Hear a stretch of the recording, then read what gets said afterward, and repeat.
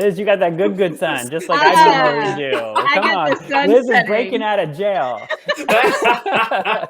I'll sit back here. Look, hey, there it is. Yeah. There have been episodes where I've had to scoot my chair along, and my background is casually changing as we get through the episode. Look, you're in good company. Don't worry.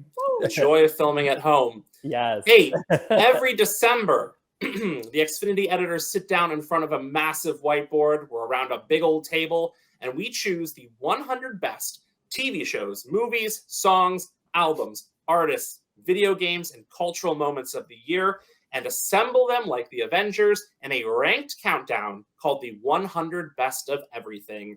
Just say Best of 2022 into your voice remote and click the 100 Best of Everything banner at the top of the page to check out the full countdown after the show, because right now we're going to reveal our picks for the top 10 best pieces of entertainment in all of 2022. Are y'all ready? Woo! We're going to start off with 10 through 6. Coming in at number 10, you knew it was going to be on the list. It's HBO Max's Game of Thrones prequel series, House of the Dragon. Based on the book Fire, and were you just suppressing a yawn? No, I was exhaling deeply. It's not my... I really wasn't yawning, I promise you. He was debating whether he was going to emote. Feelings about this one, and let me get through my. I know you're. That's why I held my breath, and you had to call me out. Yeah, let's go, David. Come on. I was holding my breath. Based on the book Fire and Blood by George R.R. Martin, the series is set 200 years before the events of Game of Thrones and tells the story of the Targaryen Civil War. The show broke HBO's record for the most watched series premiere in network history, drawing in nearly 10 million viewers when it debuted on August 21st, and it currently boasts 93% on Rotten Tomatoes. In terms of TV shows and TV events, this was the biggest of the year. But, some mixed reviews, especially from fans, so that's why it sits firmly at number 10. Go ahead, Scott. What is it? I don't have much to say here. I get it. I get why it's included here. I didn't watch Game of Thrones. I wasn't really that big of a fan. So I tried watching this, not having a lot of the background of the original series. And I just found it to not be my cup of tea. But there's a lot of talking. It was very dark. I don't really just couldn't get with it. So I tried 4 or 5 episodes. I don't know. And I was just like, well, I don't really care how this ends. So moving on. Yeah. That's my thing. But yeah, I totally get why it's there. And cool. Yeah. At least it was a thumbs up. I thought it was gonna be like a. Oh no, I can appreciate when something is zeitgeisty and and why it deserves its place and where within a list like this, but it doesn't necessarily have to be my cup of tea. So. Well, number 9, I think, is one we agree on. It's probably one of my favorite movies of the year. It is The Batman, which you can currently watch on HBO Max. This gritty franchise reboot stars Robert Pattinson as young Bruce Wayne and his early career crime-fighting alter ego Batman, who is trying to track down an elusive killer called the Riddler. Released on March 4th, The Batman grossed more than $770 million worldwide and is the 5th highest grossing movie of the year, behind Minions: The Rise of Gru, Doctor Strange in the Multiverse of Madness, Jurassic World Dominion, and one of the other movies in our top 10, which I won't spoil just yet. Thoughts on Batman? I'm here for a superhero, especially a gritty superhero movie. So yeah, no complaints. Number 9, totally get it. Perfect. 8. Number 8 is going to make Liz very happy. It's Un Verano Sin Ti, the 4th studio album by none other than Puerto Rican rapper and singer Bad Bunny. Released on May 6th, the album debuted at number 1 on the Billboard 200, becoming only the 2nd all-Spanish language album to top that chart in history. Do you all know what the first all-Spanish language album to top the Billboard 200 was? Was it Selena? Oh, I don't know. I mean, it'll feel obvious once you say it. Yeah. Yeah. It was also Bad Bunny. It Oh. was the 2020 album El Ultimo Tour del Mundo. That was the first one. I love that. Un Verano Sin Ti is nominated for Album of the Year at the 65th Annual Grammy Awards in February, and I think probably has a pretty good chance if he can get past Taylor Swift, who I'm sure put up some stiff competition. Not with Taylor's army. That's true. No.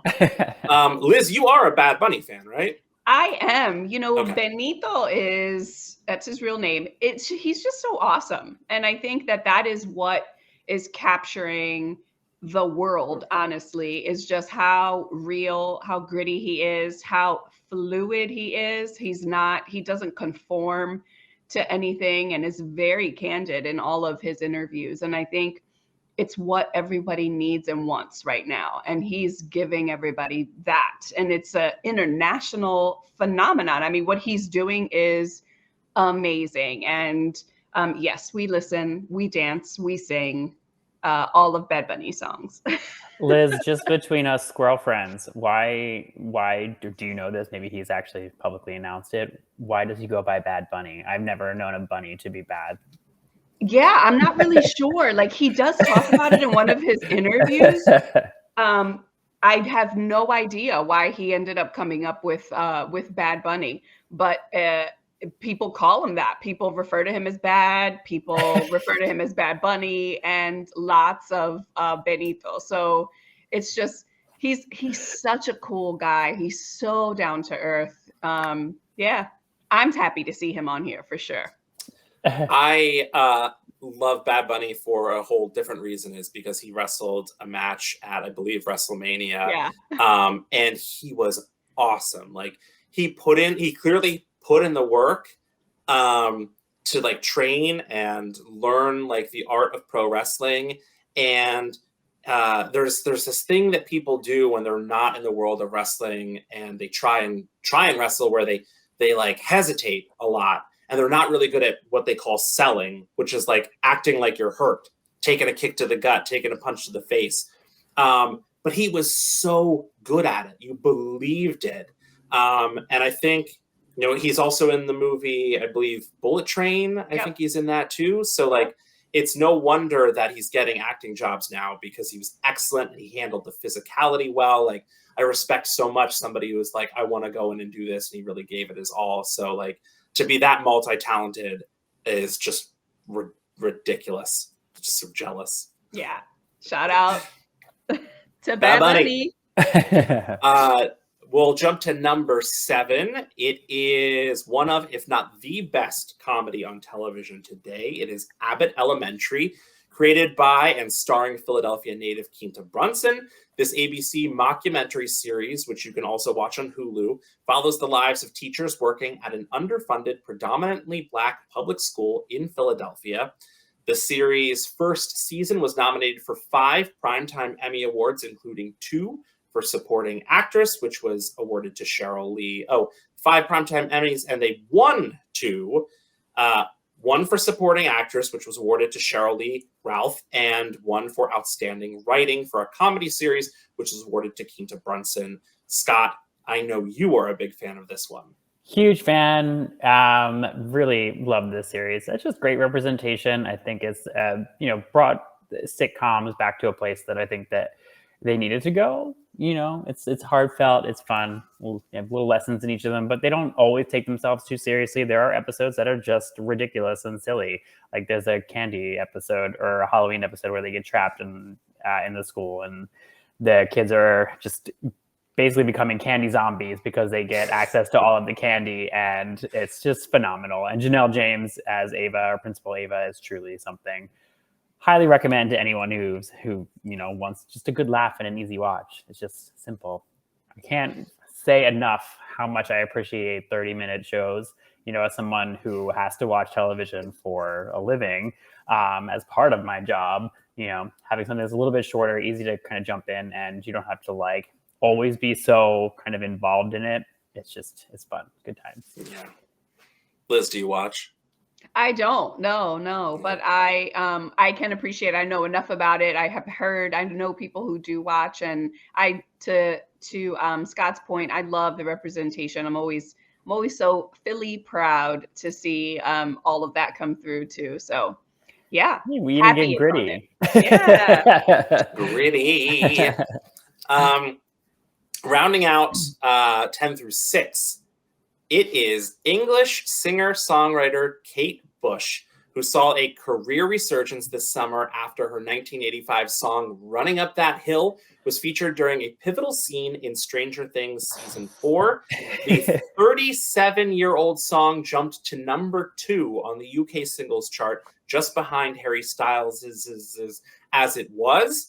And in the US, Running Up That Hill peaked at number 3 on the Billboard Hot 100 chart, making it the first time Kate Bush cracked the top 10 in the States. In fact, the song was so popular, it lifted her entire album, Hounds of Love, to number 1 on the Billboard Top Alternative Albums chart, making it the first US chart-topping album of her career. Kind of crazy, a single song in a TV show can do this. Listen, as far as I'm concerned, Kate Bush never went anywhere.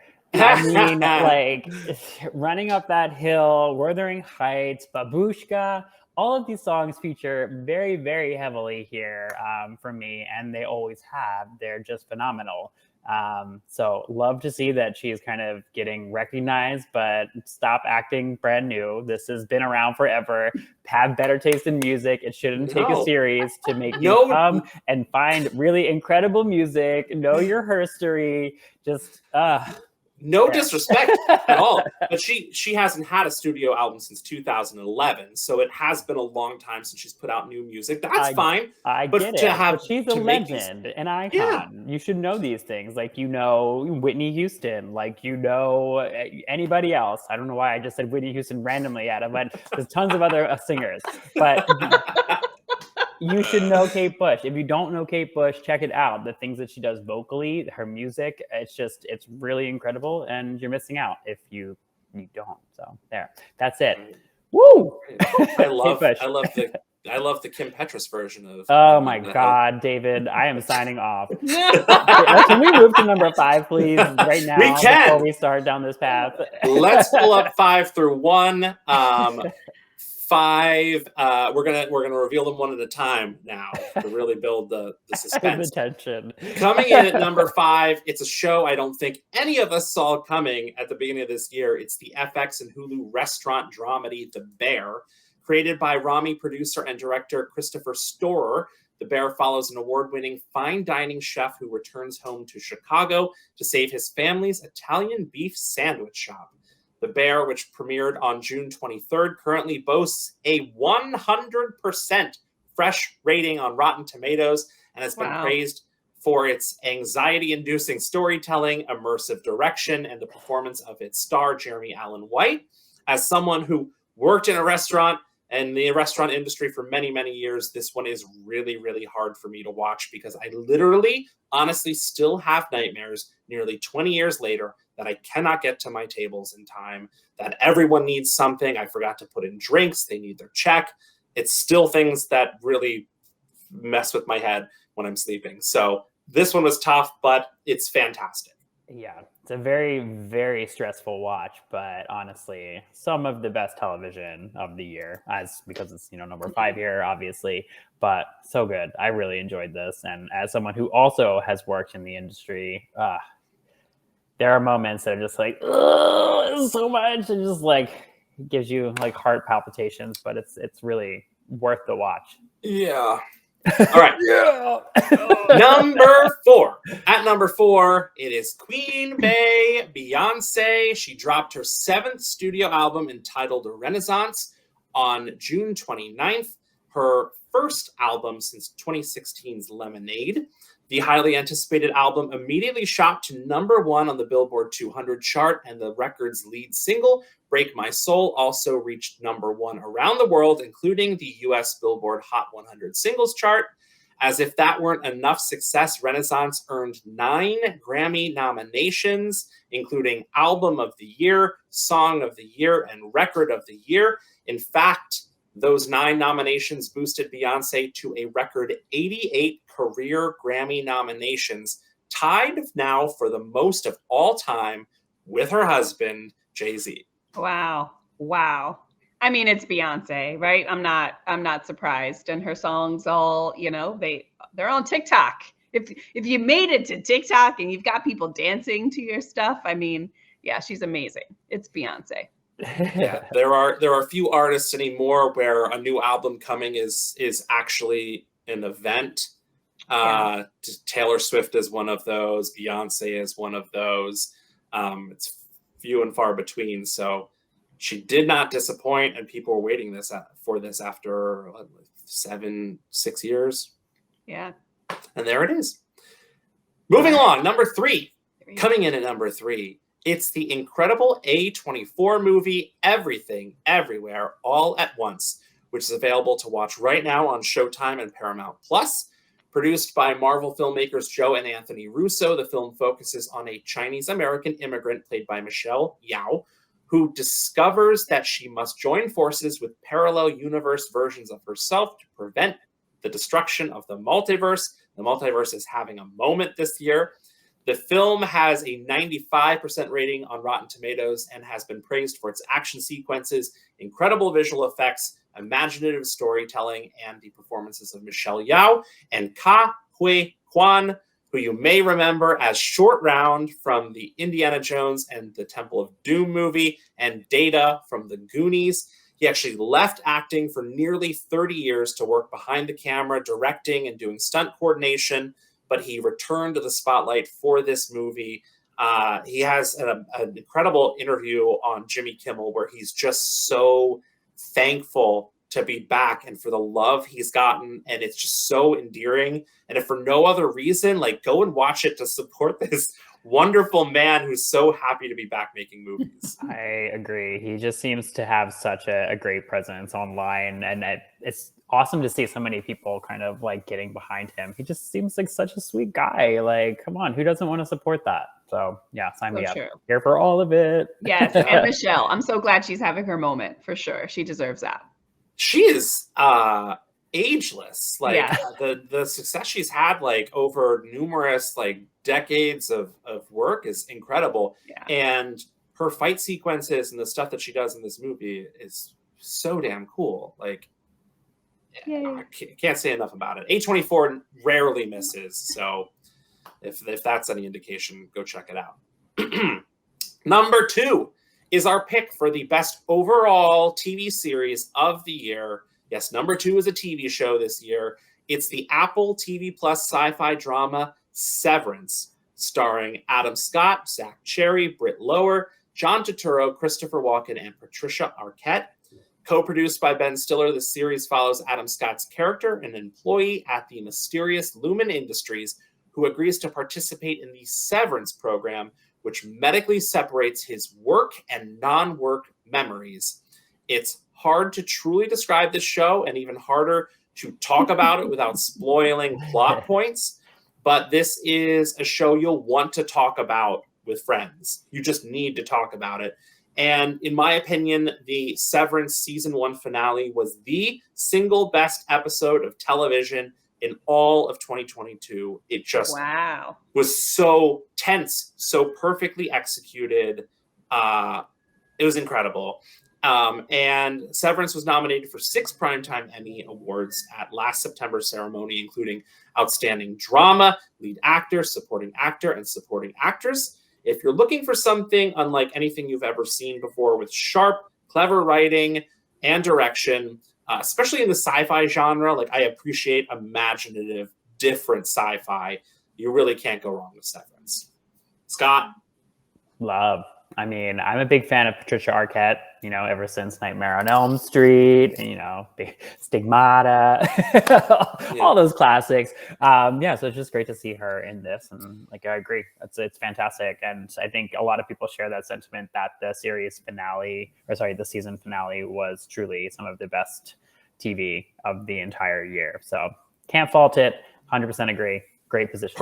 Perfect 5 seconds. Yeah. The last 5 seconds were perfect. I also can't hear the name Mark without hearing Patricia Arquette. Mark. Mark. That's the Patricia Arquette effect, Mark. David. Mark. Well, I haven't seen it yet, and I'm so glad that you can't talk about it because that'll ruin it. So I'm super excited to finally get to watch this. Liz, this is like one of those ones. There's every once in a while there's shows where you like hear the hype and you almost resist it because of the hype. This is one you will not regret it. I promise. I love that. Thank you, because you know me too well. Last year's number one was a TV show. It was Mare of Easttown. This year, begrudgingly, it was Mare of Easttown for so many people. I liked it. Anyway, number one this year goes to a movie. Certainly, last but not least, it is the best piece of entertainment in 2022. It is Top Gun Maverick. As always, it's extremely difficult to create this list, even harder to choose a number one. But in terms of overall quality, box office performance, and pop culture significance, there was no better choice this year than Top Gun Maverick. Set more than 30 years after the iconic original film, Tom Cruise's Maverick is living the life as a test pilot when he's tasked with training a group of Top Gun graduates for a special assignment. The film co-stars Miles Teller as Rooster Bradshaw, the son of the original film's Goose character, as well as Val Kilmer, Jennifer Connelly, John Hamm, and Glenn Powell. The film has 96% on Rotten Tomatoes, but more importantly, it earned just shy of $1.5 billion at the box office around the world, making it the top-grossing film of 2022. And as a holiday treat to everyone who hasn't seen it or those hoping to see it again, Top Gun Maverick drops on Paramount Plus on December 22nd, just in time for the holidays. I have still not seen it. Wow. So, fun fact, neither have I. But I read an article that basically equated this, or said that this and Jackass the movie were essentially the same movie. And then I was like, well, that's weird. And then I read on a little bit, and it actually made a lot of sense. Basically, they're saying that it's, these legacy characters or people taking and passing the torch onto a younger generation.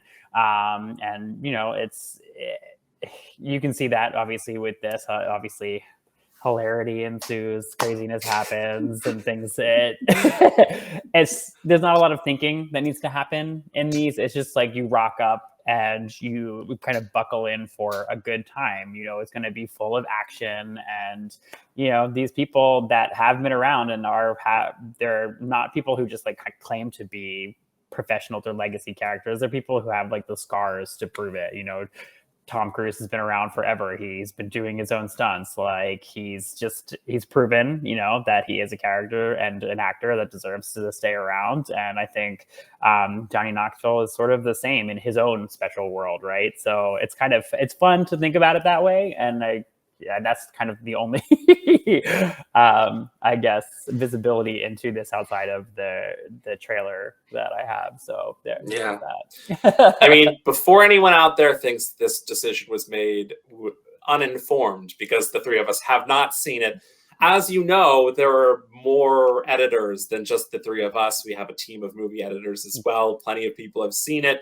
And we came to the consensus that this was the right move for number one for the year. It was and every year we go into that meeting like Sharks versus Jets, like TV's team versus the movies team, like which one's going to be the winner.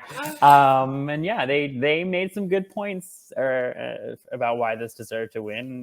It's a fun. We should just film it next year and just show us in the room literally going at it. Nothing that can be used as a projectile is allowed in the room. There's a lot of fun. They remove all sharp objects. Exactly. We have to take our shoelaces off. Exactly. It's the whole thing. Velcro only. It's a whole moment.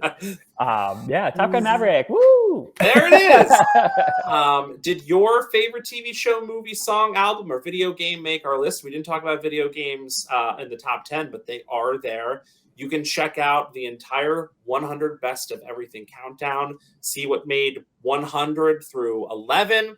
by saying best of 2022 into your voice remote.